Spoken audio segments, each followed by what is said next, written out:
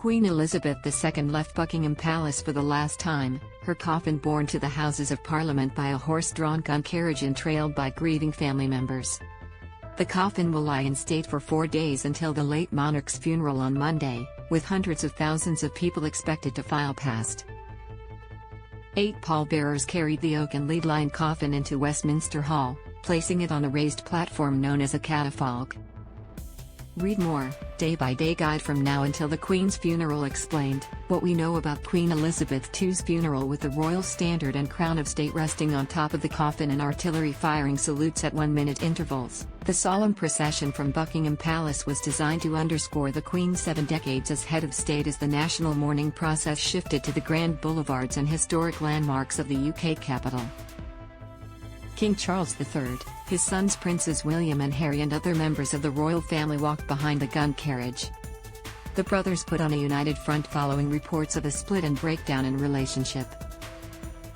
The king and his siblings Princess Anne and Prince Edward, as well as Prince William, were all dressed in military uniforms. But Prince Harry and Prince Andrew were in suits, as neither are a working member of the royal family. Thousands of people who had waited for hours along the mall outside the palace and other locations to line the route held up phones and cameras, and some wiped away tears, as the procession passed. Applause broke out as it went through Horse Guards Parade. Read more, everything you need to know about Australia's National Day of Mourning. The coffin was draped in the royal standard and topped with the imperial state crown, adorned with almost 3,000 diamonds, and a bouquet of flowers and plants including pine from the Balmoral estate, where Elizabeth died last week. An escort of 2 officers and 32 troops from the 1st Battalion Grenadier Guards in red uniforms and bearskin hats walked on either side of the gun carriage. Big Ben told, a gun salute boomed from Hyde Park and the martial strains of a military band accompanied the procession.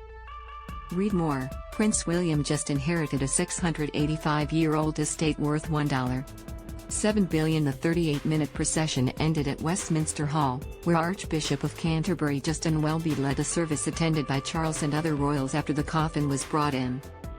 The choir of Westminster Abbey and the choir of His Majesty's Chapel Royal sang the words of a psalm.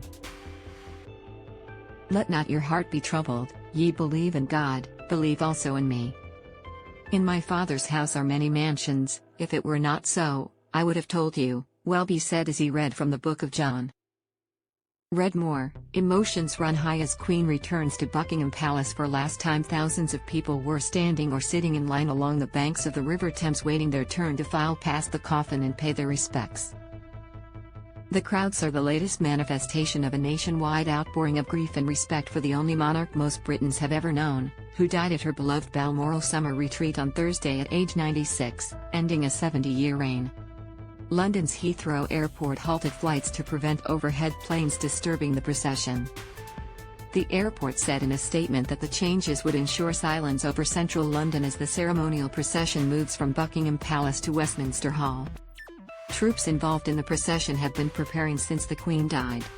So have the horses of the King's Troop Royal Horse Artillery. Sergeant Tom Jenks, from the King's Troop Royal Horse Artillery, said that the horses have undergone special training, including how to handle weeping mourners, as well as flowers and flags being thrown onto streets as the procession passes by.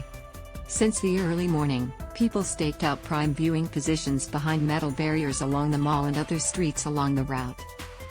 They stood or sat on folding chairs, umbrellas at the ready, takeout coffees in hand.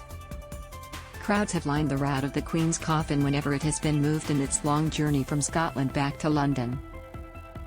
On Tuesday night, thousands braved a typical London drizzle as the state hearse, with interior lights illuminating the sovereign's flag-draped casket, drove slowly from a military air base into the heart of London. Earlier, in Edinburgh, some 33,000 people filed in silent respect past her coffin as it lay for 24 hours at St. Giles Cathedral. Hundreds of thousands are expected to do the same in London when the Queen lies in state at the 900-year-old Westminster Hall, the oldest building in Parliament, for 4 days before her state funeral on Monday.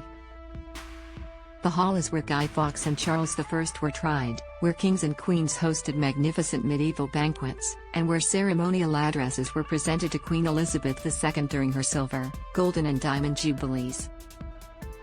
With Associated Press,